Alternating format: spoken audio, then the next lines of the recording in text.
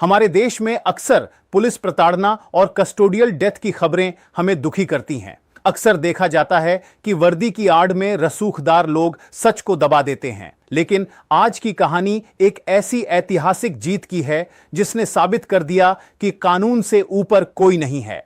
6 साल पहले तमिलनाडु के सथानकुलम में हुई पिता पुत्र की दर्दनाक मौत के मामले में अदालत ने 9 पुलिसकर्मियों को फांसी की सजा सुनाई है और इस न्याय के पीछे है एक जांबाज महिला की बहादुरी। आइए जानते हैं कैसे एक महिला कांस्टेबल ने अपने ही विभाग के खिलाफ जाकर इंसाफ की राह बनाई। नमस्कार, मैं राकेश और आप देख रहे हैं द भारत नाउ।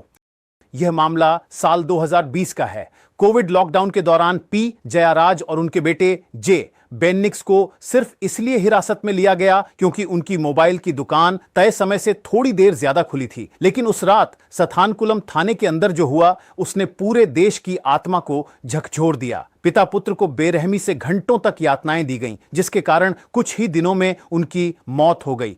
पूरे देश में गुस्से की लहर दौड़ गई, लेकिन पुलिस महकमा सच को दबाने की पूरी कोशिश कर रहा था। जब सब कुछ अंधेरे में था तब सामने आई हेड कांस्टेबल रेवती। रेवती उस रात थाने में मौजूद थीं और उन्होंने अपनी आंखों से वो हैवानियत देखी थी। जब न्यायिक मजिस्ट्रेट जांच के लिए पहुंचे तो रेवती ने वो किया जिसकी कल्पना भी उनके साथी पुलिसकर्मियों ने नहीं की थी। रेवती ने मजिस्ट्रेट से कहा, सर, मैं आपको हर वो सच बताऊंगी जो छिपाया जा रहा है, लेकिन मैं 2 छोटी बच्चियों की मां हूं। क्या आप मेरी सुरक्षा की गारंटी देंगे? वरिष्ठ अधिकारियों के खौफ और नौकरी जाने के डर के बावजूद रेवती ने सच का साथ दिया। उन्होंने बताया कि कैसे पुलिसकर्मी शराब पी पी कर पिता पुत्र को जूतों से पीट रहे थे, उन्हें निर्वस्त्र किया गया और उनके प्राइवेट पार्ट पर हमले किए गए। रेवती ने उन चीखों को दुनिया तक पहुंचाया जिन्हें थाने की दीवारों में दफन करने की कोशिश की गई थी। सच बोलना रेवती के लिए आसान नहीं था। थाने का माहौल इतना तनावपूर्ण था कि मजिस्ट्रेट को उनकी सुरक्षा के लिए गार्ड तैनात करने पड़े।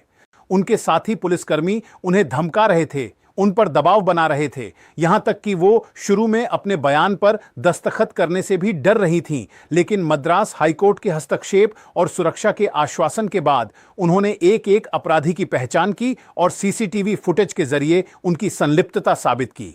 अब 6 साल बाद अदालत ने उन 9 पुलिसकर्मियों को दोषी ठहराते हुए फांसी की सजा सुनाई है। यह फैसला सिर्फ एक कानूनी प्रक्रिया नहीं, बल्कि न्याय व्यवस्था की एक बड़ी जीत है। और इस जीत की असली नायिका हैं हेड कांस्टेबल रेवती। रेवती का यह कदम पुलिस महकमे के लिए एक मिसाल है। उन्होंने सिखाया कि सत्य और सेवा की शपथ सिर्फ वर्दी पहनने के लिए नहीं, बल्कि निभाने के लिए होती है। उनकी बहादुरी ने दिखा दिया कि अगर कोई एक व्यक्ति भी सच्चाई पर अड़ा रहे तो बड़े से बड़ा अपराधी भी कानून की पकड़ से बच नहीं सकता। अगर आपको रेवती के इस साहस और न्याय की जीत की यह कहानी प्रेरणादायक लगी तो इस वीडियो को लाइक और शेयर जरूर करें, ताकि हर किसी को पता चले कि सच की जीत हमेशा होती है। जय हिंद।